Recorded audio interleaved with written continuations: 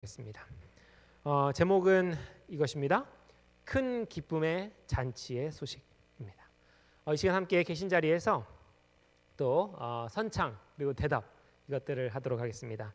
제가 주님 오십니다 하시면요, 여러분 오늘은 할렐루야라고 대답해 주시면 되겠습니다. 주님 오십니다. 할렐루야. 네, 계신 곳에서 충분히 하늘까지 들리도록 큰 소리로 하셨음을 또 제가 들을 수 있습니다. 오늘 말씀은 하나의 이야기로 좀 시작해야 될 것 같습니다. 브룩스 목사, 필립 브룩스라고 하는 목사님이 계셨습니다. 이 목사님이 중병에 걸렸어요. 그래서 죽게 곧 있으면 얼마 안 해서 죽게 되었습니다. 근데 이제 이 목사님이 자신이 아는 사람들이 면회를 온다고 하니까 다 거절하셨어요.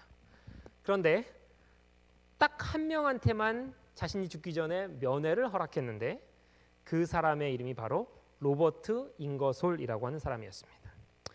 이 사람이 찾아왔다는 소리를 듣자마자 교회 집사님, 장로님 또 함께 일했던 목사님들을 다 돌려보냈던 이 필립 브룩스 목사님이 이 사람만큼 꼭 나를 봐야 된다고 하면서 병실 안으로 초청해 드렸습니다. 그러자 이제 잉거솔이 기뻐서 물어봤습니다. 정말 고맙네, 면회를 받아주어서. 그런데 다른 사람들은 다 거절했다고 들었는데 나만 특별히 만나주는 이유가 무엇인가? 이렇게 물었어요. 그러자 이 브룩스 목사님이 이렇게 말했습니다. 매우 그를 측은한 눈길로 바라보며 한 말입니다. 이유는 간단하다네. 다른 친구들은 다 신앙을 가지고 있으니 하늘에서 만날 확신이 있지만 자네를 보는 것은 이것이 마지막일 것 같아서 말이야. 여러분, 이 필립 브룩스 목사님이 한 이 말에 가지고 있는 의미를 여러분들 충분히 이해하셨으리라 생각합니다. 사실 이 두 사람은 매우 유명한 일화를 하나씩 가지고 있는 분들입니다. 필립 브룩스 목사는 우리가 잘 아는 헬렌 켈러의 영적인 지도자였습니다. 헬렌 켈러가 자신의 책에 이렇게 썼습니다. 내가 한 번만 저 무지개를 볼 수만 있다면, 내게 아름다운 가르침과 자상한 친절을 베푸신 설리반 선생님을 단 한 번 그 아름다운 미소를 내 눈으로 볼 수만 있다면, 나에게 귀한 설교에 감동을 주었던 필립 목사님의 그 얼굴을 단 한 번만 볼 수만 있다면, 그 메시지가 이렇게 내 삶을 바꾸었던 감동스러웠던 이 성경을 내가 단 한 번만 내 눈으로 볼 수 있다면. 헬렌 켈러가 여러 가지 소원을 말했는데 그 중에 소원 중에 한 사람이 누구였냐면 이 필립 브룩스 목사님을 보는 것이었어요. 이것으로 볼 때에 이 목사님이 얼마나 영성 있고 또 영혼들을 얼마나 깊이 사랑하는 분인지 미루어 짐작해 알 수 있습니다. 이에 반해 잉거솔이라는 사람도 굉장히 유명한 사람인데요. 이 사람은 여러분들 기억하시면 됩니다. 5분, 하나님이여 나는 당신에게 5분이라는 시간을 주겠소라고 하는 말로 유명한 사람이에요. 그가 어느 날 많은 사람들이 모인 앞에서 이렇게 말하기 시작했습니다. 하나님, 내가 당신에게 5분이라는 시간을 드리겠습니다. 나는 이 5분 동안 당신을 저주하겠습니다. 만약 당신이 살아계시다면 이 5분 안에 나를 형벌하시고 나를 뭔가 해를 끼쳐 주십시오. 당신이 화났다는 증거를 내게 보여주십시오. 그러나 5분이 지났는데도 아무 일도 일어나지 않는다면 이 많은 사람들이 당신이 이 세상에 없다라는 사실을 깨닫게 될 것입니다. 그리고서 그는 의기양양하게 회중시계를 앞에 가져다 놓고 이제 5분을 재기 시작했습니다. 이 5분 동안 그는 갖은 욕설을 하나님께 퍼붓기 시작했어요. 그리고 5분이 다 지났습니다. 그리고 그가 아주 의기양양한 표정으로, 여러분 저를 보십시오.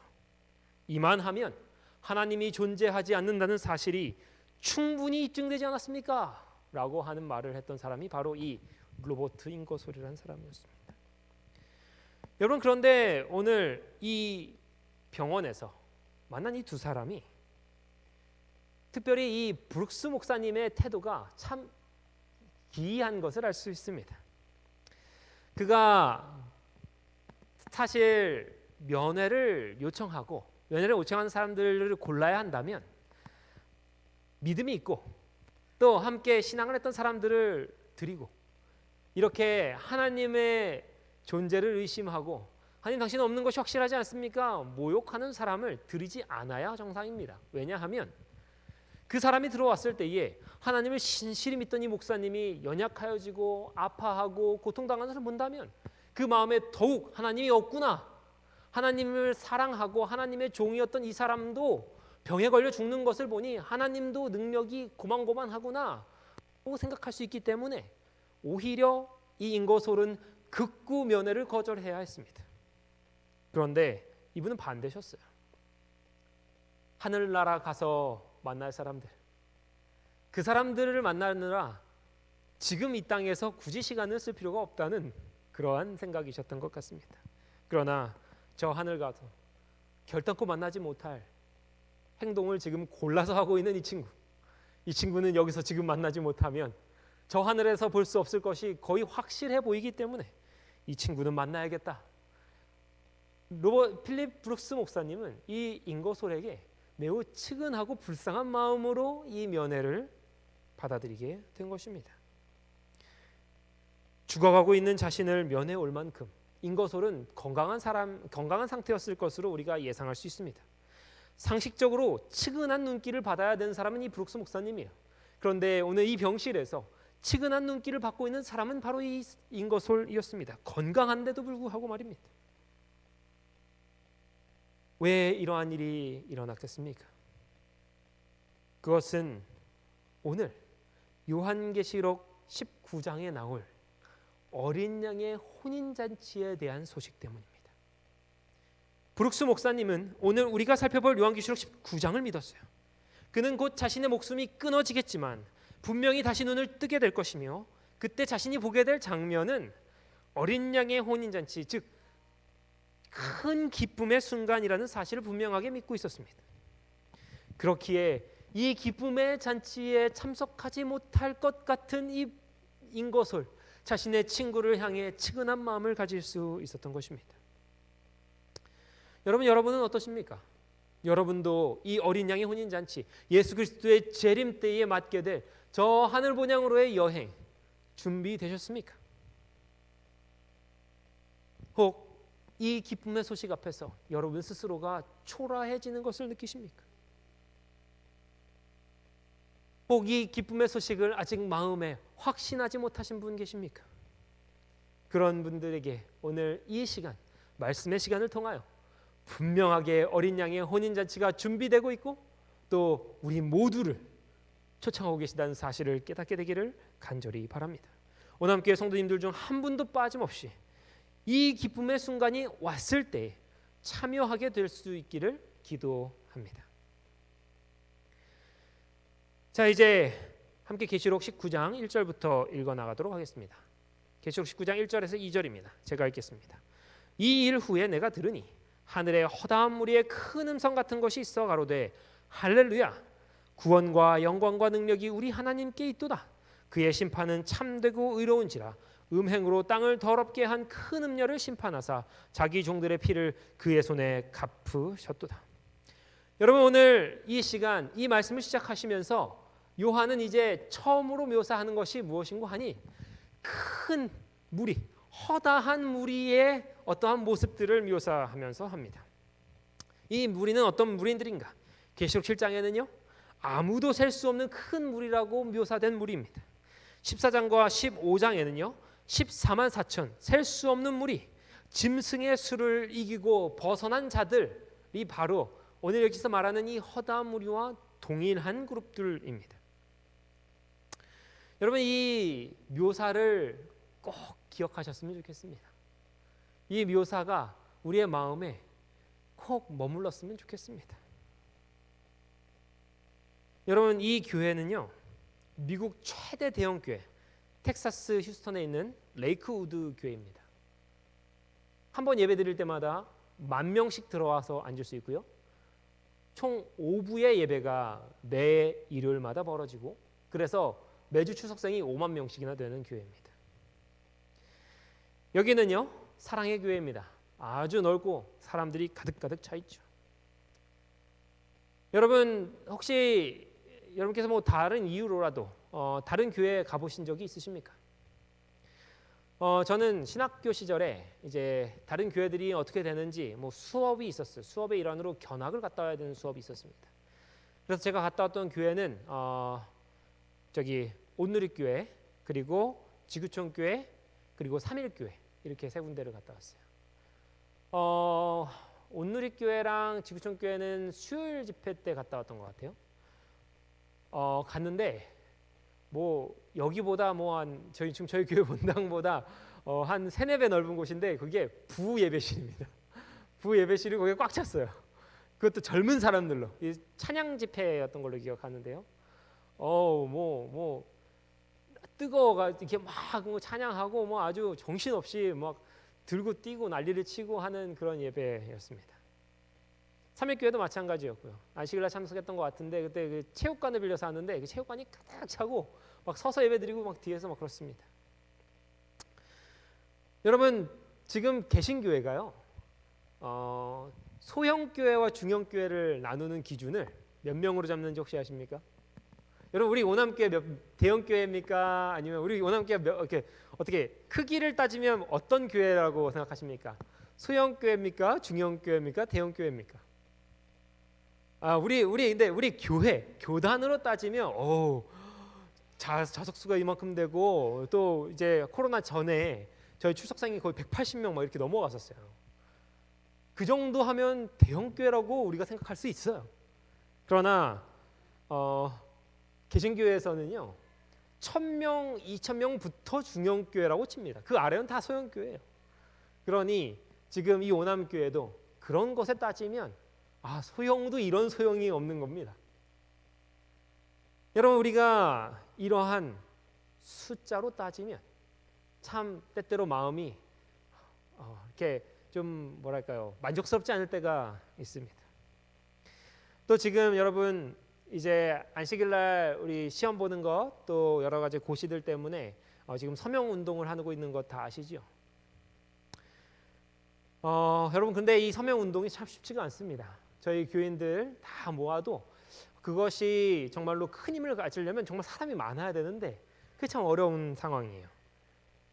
그런데 옛날에요 1994년에 사실은 모든 공기업 모든 이런 시험들이 언제였냐면 일요일이었습니다.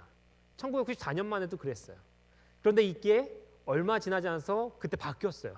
다른 날로. 그래서 토요일로 바뀌게 된 것이죠. 어떻게 해서 바뀌게 됐는가? 이 모든 개신교 주일 예배를 드리는 이 모든 개신교회가 이 주일 성수를 위해서 이제 서명을 한 것입니다. 그때 모은 그 연판장이라고 하나요? 그거 목표치를 1000만 명으로 잡아놨어요. 우리나라 몇 명이죠? 인구가 1994년이면 5천만 명인데요. 어마어마하게 잡아놓고 그렇게 서명을 했고 결국 그것이 통과돼서 우리가 지금 또 그 파장으로서 또 어려움을 겪고 있는 부분이 있습니다. 여러분 참 사람이 적다는 것, 사람이 적다는 그 기분 그것만으로도 우리는 불안해지고 혹 좀 위축되는 기분을 씻을 수 없는 것이 사실입니다. 때때로 우리는 그저 세상 앞에 혼자 서 있는 것 같다는 느낌을 받을 때가 있어요. 여러분 그런데 마지막 시대는 더 어떻겠습니까? 마지막 시대에 주변에 함께 선 성도들이 있을 것입니다. 남은 자손 함께 서 있을 것입니다. 그러나 여러분 그 남은 자손을 대적하여 서게 될 사람들의 수는요 온 세상 인류를 말하고 있습니다. 하나님의 이름으로 충성하지 않는 모든 사람들이 다 우리를 대적하였을 것이라 말하고 있어요. 하나님의 백성들은 애워싸일 것이라는 말입니다. 마지막 시대일수록 더욱 그러겠죠. 그러나 여러분 고린도후서 4장 8절 이렇게 말합니다. 우리가 사방으로 우겨쌈을 당하여도 쌓이지 아니하며 답답한 일을 당하여도 낙심하지 않을 것이라. 여러분 우리가 걱정할 필요가 없어요. 사람의 수로 우리의 눈에 보이는 숫자로 걱정할 필요가 없습니다. 왜냐하면 오늘 주님께서 우리 사도 요한의 눈으로 보여준 하나님의 백성들 구원받을 백성들의 수는 허다하게 많은 무리라고 하고 있기 때문입니다. 사단이 비록 코로나로 우리를 외따로 떨어뜨리는 데 성공하였지만 그의 노력은 우리 주님이 오시는 날에는 아무 효용이 없을 것입니다. 모든 시대 속에서 눈을 감았던 하나님의 충성된 백성들이 모두 함께 무덤에서 일어나 여러분과 함께 서서 이 놀라운 찬양을 할 것이기 때문입니다. 그때 여러분 놀라지 마십시오. 우리가 지금 이 땅에서 부르는 합창단의 화음은 뭐 4부 합창, 뭐 7부 합창, 8부 합창 이렇지만 그때는요 몇십 부, 몇백 부 합창으로 우리 주님의 이름을 찬양하게 될 것이며 우리는 그 아름다운 찬양대의 일원이 될 것입니다. 여러분 이제 그들은 어떤 찬양을 부르는지 함께 살펴보겠습니다. 이렇게 말합니다. 할렐루야. 여러분 그들이 오늘 할렐루야라고 찬양하다 그렇게 오늘 요한계시록 19장은 말합니다. 이 할렐루야라는 말 여러분 많이 들어보셨으리라 생각합니다. 그러나 성경에는요 매우 적게 등장하는 말입니다. 이 할렐루야라는 말은요 시편에만 등장합니다. 다른 곳에서는 등장하지 않아요. 시편에만 23번 등장하고요. 계시록 19장 오늘 보는 이 성경에서만 4번 등장합니다. 다른 곳에서는 전혀 등장하지 않아요. 참으로 우리의 온 구원의 경험 그것이 응축되어 있는 말 찬양의 말이 할렐루야라는 말입니다. 이 할렐루야는 무슨 뜻인가? 바로 여호와를 찬양하라라고 하는 뜻입니다. 여러분 지금 부활의 순간에 사람들이 이제 온 시대를 통한 믿음의 거인들도 다 깨어난 상태입니다. 그곳에는요 여러분 우리가 믿음의 거인이라고 부를 만한 누구도 있을 것이냐면 다니엘도 있을 것입니다. 그 안에 누구도 있을 것이냐면 아브라함도 있을 것입니다. 여러분 정말 대단한 믿음의 거인들 아닙니까? 우리가 정말 그들의 얼굴을 보기를 원하지 않습니까? 또 이 부활의 이 가운데에 우리는 비록 확신할 수 없지만은 세상에 이름을 떨쳤던 위인들도 있으리라 생각합니다. 주님께서 그들에게 어떠한 구원의 역사를 허락하실지 모르겠지만 혹 그 가운데 뭐 세종대왕도 있지 않을까요? 그 가운데 혹 이 나라를 위해서 백성들을 도탄에서 구원하기 위해서 목숨을 바쳤던 우리 이순신 장군 같은 분도 있지 않을까요? 저는 잘 모르겠습니다. 그러나 우리가 알 수 있는 것은 그 가운데에 정말로 이 땅에 큰 유익을 끼쳤던 사람들도 분명히 있을 것이라는 사실입니다. 그런데 그들 모두가 깨어나서 뭐라고 해요? 여호와를 찬양하라라고 얘기하는 것입니다. 다니엘은 자신의 선택이나 자신이 이 땅에 남겨놓은 그 예언서를 기록한 공로를 내세우지 않을 것입니다. 아브라함은 자신이 온 민족의 믿음의 조상이 되었다는 이 공로를 내세우지 않을 것입니다. 우리가 확신할 수 없지만 세종대왕님이 부활하셨다 칩시다. 그 세종대왕님이 일어나서 내가 한글을 창제했다 이렇게 자랑하지 않을 것입니다. 우리 이순신 장군이 부활했다고 상상해 봅시다. 가정해 봅시다. 이순신 장군님이 자신이 임진왜란에 싸워서 백성들을 구원해냈다라고 자랑하지 않을 것입니다. 이때에 구원받은 사람들, 부활한 사람들은 오직 하나의 찬양을 하는데 그것은 무엇이냐 하면 여호와를 찬양하라라고 하는 이 하나뿐인 것입니다. 여러분 저는 우리들이 믿음으로써 이 찬양을 지금부터 우리의 입에 두어야 된다고 믿습니다. 이 남은 백성이 마지막 시대를 사는 백성들의 입에 특별히 이 할렐루야라는 찬양이 있어야 합니다. 오늘 선지자왕 202쪽에는 노래로 여호와를 찬양하고 이스라엘 하나님을 높이면서 원수의 군대와 싸우기 위해 나가는 모습은 특이한 전쟁 방법이었다. 이것이 그들의 군가였다. 어떤 장면을 지금 묘사하고 있냐면 여호사밧, 이 역대하 20장에 기록된 여호사밧의 이야기를 오늘 엘렌 G. 화이트는 소개하면서 노래로 여호와를 찬양하고 이스라엘 하나님을 높이면서 싸우는 군대에 대해서 이야기하고 있습니다. 이때 이 여호사밧은 이제 암몬과 모압이 연합해서 쳐들어오는 그 위기의 때에 자신의 군대가 분명히 있었지만 군대 소집령을 내리지 않아요. 오히려 찬양대를 앞세워서 찬양을 하면서 그 전쟁터로 향하는 결정을 내립니다. 그리고서 그는 하나님의 찬양을 앞세웠을 때 놀라운 승리의 경험을 하는 것을 깨닫게 됩니다. 여러분, 이러한 승리의 경험이 저와 여러분에게 이 마지막 시대에 있어야 합니다. 우리는 할렐루야라는 이 네 단어로, 네 말로, 네 글자로 된 찬양으로 승리를 얻어야 하는 사람들입니다. 또한 이 말은요, 우리가 여기 보이는 것처럼 여호와를 뭐래요? 찬양합니다가 아니에요. 찬양하라. 무슨 말입니까? 무슨 형입니까? 문법적으로 명령형입니다. 하나님을 찬양하라. 우리가 찬양하는 것도 있지만 우리가 하나님을 찬양한다는 것을 다른 이에게 알리는 것도 있지만 다른 이들도 역시 찬양해야 됨을 이 찬양 가운데 함께 동참하도록 초대하는 말이기도 합니다. 원암교회 성도 여러분, 이 교회가 하나님을 향한 찬양이 가득하기를 원합니다. 그래서 이 마지막 시대에 이 어려운 시절을 찬양으로 이겨나가게 되기를 간절히 바랍니다. 또한 우리의 자랑을 줄입시다. 하나님께 돌리는 감사의 말을 더 늘립시다. 불평을 가진 말을 줄여서 그 입술을 권면하게 되기를 바랍니다. 침묵하는 사람들을 격려하여 입술을 벌리게 하게 되기를 원합니다. 여러분 모두 그렇게 하시기를 오늘 이 시간 결심하게 되기를 바랍니다. 두 번째 부분입니다. 이 부분이 가려졌네요.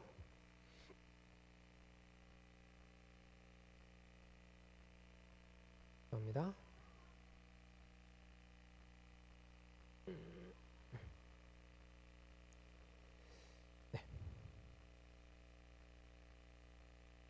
지우도록 하겠습니다. 함께 성경절 읽겠습니다.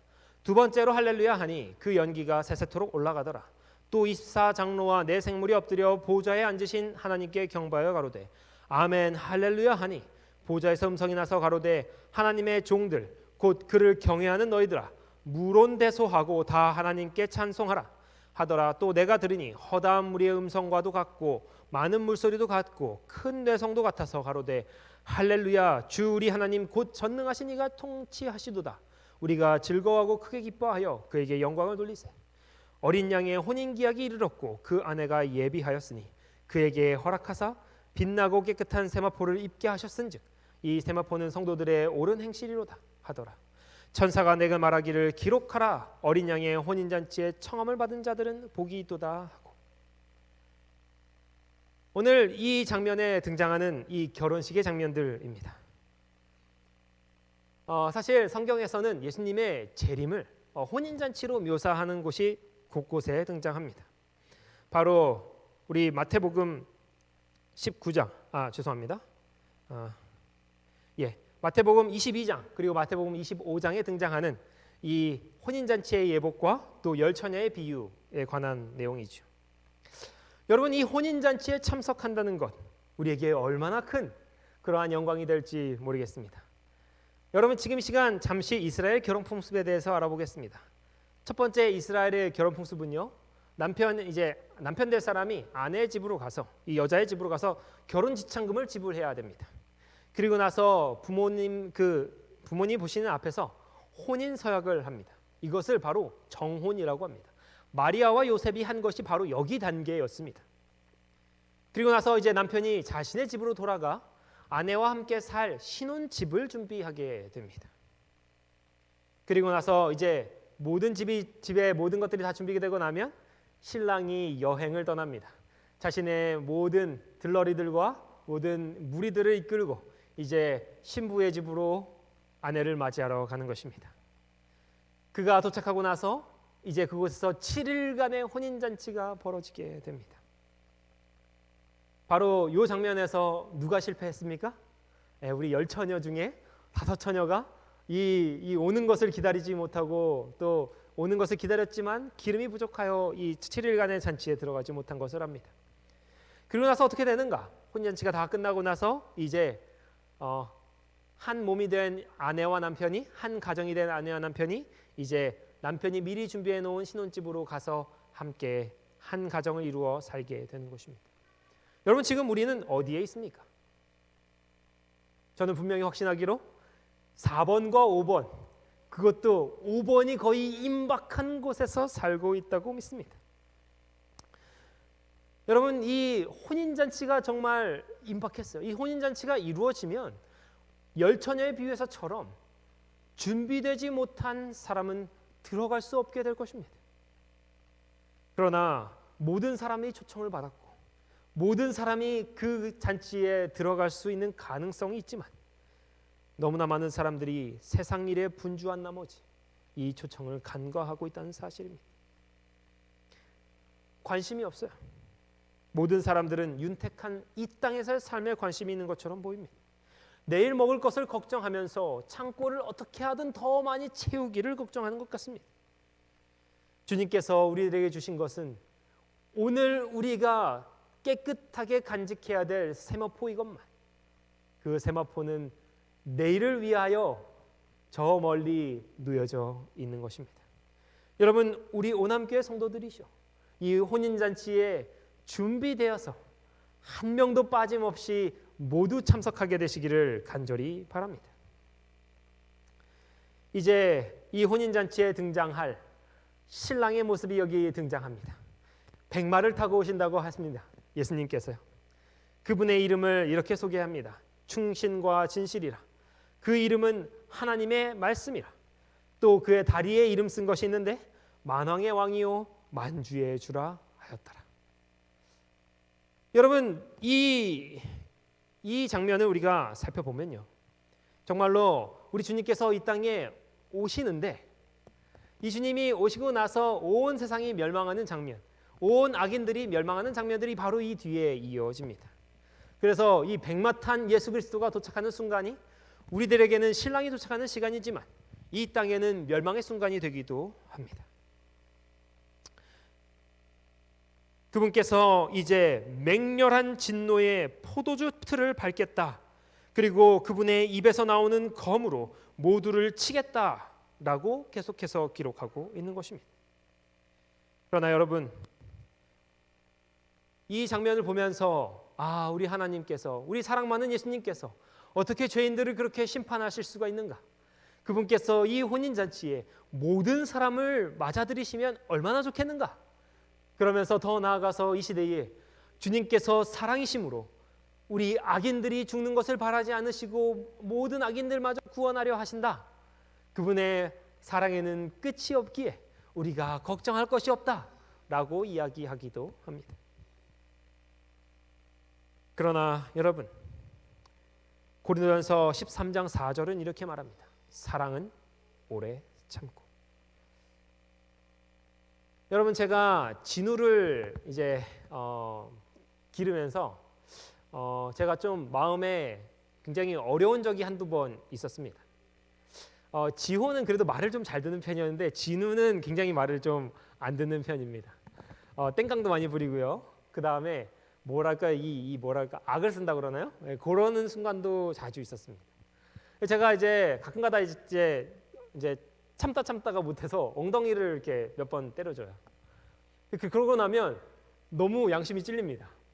우리 하나님 예수님께서도 나를 이렇게 사랑하시고 또 내가 얼마든 말썽을 불려도 나를 계속 용서하시는데 나는 왜 용서하지 않고 계속 이렇게 참지 못하는가? 근데 어느 날 제가 성경을 읽다가 제 마음에 양심의 가책을 좀 더는 말씀이 바로 이 고린도전서 13장 4절이었습니다. 뭐라고 되어 있냐면 여러분, 사랑은 계속 참고 이렇게 되어 있지 않아요. 뭐라고 되어 있습니까? 사랑은 오래 참고. 우리 주님께서 어떤 분이세요? 오래 참는 분이세요. 그러나 이 말에 분명한 진리가 들어있는데 그분의 사랑이 참는 것도 결국에는 끝이 있다는 것입니다.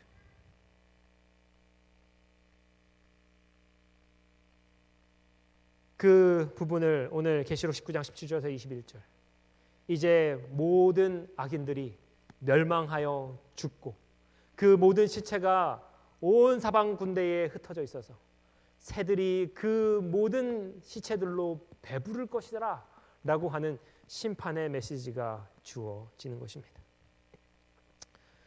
각시대행 657쪽은 이렇게 말합니다. 온 땅은 황량한 황무지 같이 된다. 지진으로 파괴된 도시와 촌락들의 폐허들, 뿌리째 뽑힌 수목들, 바다에서 튀어나오고 땅이 갈라짐으로 솟아올라 여기저기 흩어져 있는 거친 바위들이 지구 표면에 널려 있다. 또한 커다란 동굴들은 산들이 그 기초부터 갈라진 지점을 말해준다. 여러분, 우리가 오늘날 자랑하는 모든 것들은 이제 황무지 가운데 놓이게 될 것입니다.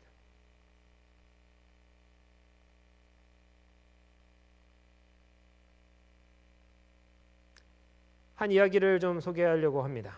사람에게는 땅이 얼마나 필요한가? 레오 톨스토이라고 하는 이 톨스토이 작가가 이제 만든 이 이야기인데요. 여러분 혹시 들어보셨는지 모르겠습니다. 사람에게는 땅이 얼마나 필요한가? 한 사람이 어느 동네로 이사를 갔습니다. 이사를 갔는데 촌장이 이렇게 말하는 것입니다. 내일 당신이 땅을 공짜로 주려고 하는데 내일 당신이 저 황야를 쭉 걸어서 이 지점으로 내일 해 질 때까지만 도착하면 그 걸어서 이제 당신이 걸어다녔던 그 모든 땅이 당신의 것이 될 것입니다. 이렇게 하는 약속을 받았어요. 이 사람이 이제 그 다음날 아침이 돼서 해가 뜨자마자 걷기 시작합니다. 근데 이 사람이 뭐 한다고요? 걷는 만큼 땅을 얻을 수 있으니까 최대한 많이 얻으려고 먹지도 않고 쉬지도 않고 마시지도 않고 걷기 시작합니다. 그러다가 점점 걸음이 빨라지고요. 종국에는 거의 뛰다시피 하는데 가면 갈수록 기름진 땅이 나오고 가면 갈수록 욕심이 나서 돌아갈 건 생각 안 하고 계속 멀리 가는 것입니다. 그러다가 이제 해가 거의 질 때가 되자 출발한 지점으로 돌아와야 된다는 생각을 하고 정말 전력을 다해서 젖먹던 힘까지 다해서 그 자신이 돌아왔던 그 지역으로 돌아오는 것입니다. 끝에는 해가 거의 져서 이제 조금밖에 남지 않았을 때 정말로 죽을 힘을 다해서 뛰어서 돌아왔고요. 결국 그가 출발했던 곳으로 돌아왔을 때에 촌장은 이렇게 말했습니다. 아, 축하합니다. 당신이 오늘 걸었던 모든 땅은 당신의 것입니다. 라고 얘기했지만 그는 죽을 힘을 다해서 뛰었고 결국 죽고 말았습니다. 그리고 이렇게 그 소설은 끝납니다. 바흠의 하인은, 그 이름이 바흠이에요. 그 사람의 괭이를 집어들고 바흠의 무덤으로 머리끝에서 발끝까지의 그의 치수를 정확하게 3아르신을 팠다. 제가 생각할 때 한 2m 정도 될 것 같습니다. 그것이 그가 차지할 수 있었던 땅의 전부였다. 여러분, 참으로 우리의 마지막이 이렇게 되지 않기를 간절히 바랍니다. 여러분, 저와 여러분이 지금 가지려고 하는 것은 황무지 가운데 파괴될 것을 가지려고 하는 것입니다. 혹시 매일 뉴스에서 말하는 땅값이 오르네, 집값이 오르네 하는 말로 마음이 흔들리십니까? 저 주식이 오르네, 저 코인이 오르네 마음이 혹하십니까? 여러분, 이 때가 되면 컴퓨터는 다 박살나서 여러분이 알고 있던 그 주식 다 휴지 조각 될 것이고요. 코인은 읽지도 못하게 될 것입니다. 여러분이 평생을 거쳐서 산 그 집과 건물과 땅과 모든 것들은 다 파헤쳐지고 다 무너져서 사람이 살 수 없게 될 것입니다. 우리가 만약 이 땅에 영원히 살 것처럼 산다면, 우리 그리스도 예수의 초청을 받아들이지 않는다면 여러분의 결말도 오늘 여기에 바흠이 겪었던 것처럼 그저 가로 세로 2m 정도의 땅이 우리가 살 수 있는 전부가 될 것입니다. 마지막 이 영상을 좀 보여드리고 마치고자 합니다. 나무 인형과 결혼한 남자라고 하는 말인데요. 제가 이 말씀을 준비하면서 우리는 이제 곧 오실 예수 그리스도의 혼인잔치를 기다리고 있는데 이 땅은 벌써 혼인잔치를 하고 있는 것 같다는 생각이 들었어요. 이 땅은 벌써 혼인잔치예요. 이 땅은 흥청망청 지금 난리가 났습니다. 잔치입니다. 이미. 우리들에게 왜 이 잔치에 참여하지 않느냐고 이야기하고 있어요. 여러분, 이제 짐승의 표가 발표되는 때에 이 땅은 태평성대가 있을 것이라고 발표할 것입니다. 이제 온 땅에 평화가 깃들 것이라고 말할 것입니다. 온 땅이 혼인잔치가 이미 이루어지고 있다고 이야기할 것입니다. 그러나 우리에게는 그날이 어느 날입니까? 혼인잔치가 아니에요. 정말로 광야에서 혹은 우리가 각자의 어려움 속에서 꼭 괴로움을 당해야 될 때일지 모르겠습니다. 그러나 오늘 이 시간 이 이야기를 소개하면서 세상이 지금 하고 있는 저 잔치의 그 본 모습이 여기서 드러나는 것 같아 소개하고자 합니다. 함께 보시겠습니다. 과 결혼한 남자입니다. 인도의 한 마을에서 결혼식이 열렸군요. 가족, 친지들이 오랜만에 함께 모였는데요. 그런데 신랑은 있는데 신부가 안 보입니다. 신랑에게 안긴 채 등장한 신부는 사람이 아닌 바로 나무 인형이라는데요. 이른바 나무 신부는 붉은 비단을 입은 채 꽃으로 장식을 했고 신랑과 나무는 하객 앞에서 혼인서약도 합니다. 여러분 지금 결혼잔치가 있대요. 사람들이 다 기뻐서 제가 결혼을 축하해 주러 왔습니다. 그런데 무슨 결혼잔치예요? 사람과 남자와 나무 인형과 결혼하는 잔치입니다. 여러분 그 결혼잔치 축하할 의미가 있습니까? 없는 것입니다. 여러분 세상이 지금 돈과 결혼한 것처럼 보입니다. 세상이 지금 쾌락과 결혼했어요. 이 결혼잔치에 함께 하셔서 즐거워하시면 정말로 무익한 결혼잔치에 참석하신 여러분이 되실 것입니다. 여러분 진짜 결혼잔치를 기다리셔야 됩니다. 그 결혼잔치 아직 안 이루어졌습니다. 그 결혼잔치는 언제 이루어질 것인가?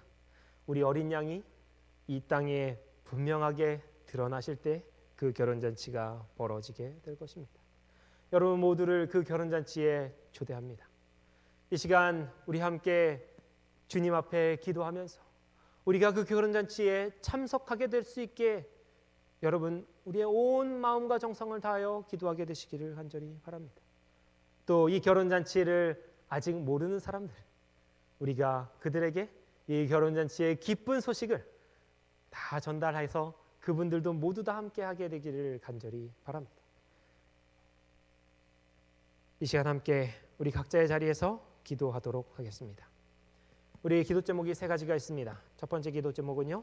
캄보디아로 부르심을 따라 나아간 이호신 목사님에게 성령을 부어주시고 함께한 가족들을 지켜주시기를 함께 기도해 주십시오. 두 번째로는 여러분 이제 옥상 컨테이너가 옮겨지면서 저희들이 이제 일단의 30주년 기념공사가 시작됐다고 볼 수 있겠습니다.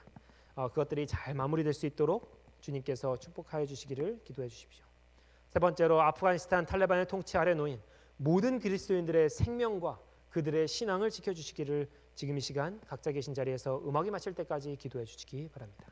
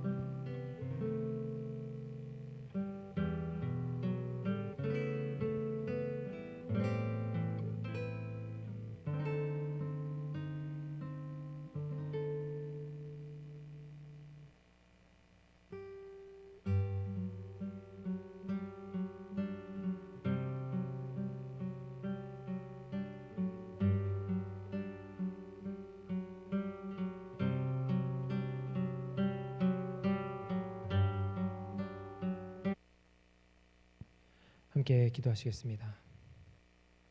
온 땅과 만물의 주이신 아버지 하나님, 오늘 이 시간 우리 앞에 놓인 어린 양의 혼인잔치, 이 기쁨의 소식을 인하여 감사를 드리나이다. 당신의 아들 예수 그리스도를 죽도록 내어주셨을 뿐 아니라 교회와 우리의 신랑으로 내어주셨으니 우리를 향하신 당신의 사랑을 누가 측량할 수 있겠습니까? 할렐루야. 이 시간 모든 오남교회 교인들이 진심으로 당신의 사랑을 찬양합니다. 주님, 세상은 사단의 관계로 인해 지금이 잔치 시간인 줄 알고 흥청망청하고 있습니다. 그들은 돈이라고 불리는 종이로 만든 신랑을 맞이하고 좋아하며 시멘트로 만든 건물이라는 남자로 인해 기뻐하고 있습니다. 그러나 우리를 위해 당신이 예비하신 신랑은 그런 것이 아니요 충신이시요 진실이시요 하나님의 말씀이시며 만왕의 왕이시요 만주의 주이신 예수님임을 믿습니다. 아버지, 우리 오남교회 교인들 단 한 명도 빼놓지 않고 이 진짜 신랑을 맞이하는 어린 양의 혼인잔치에 참석할 수 있도록 도와주옵소서. 이 시간 우리에게 주신 세 가지의 기도의 제목을 당신 앞에 향연으로 올려드리오니 아버지 응답하여 주시옵소서. 예수님의 이름으로 간절히 기도드렸습니다. 아멘.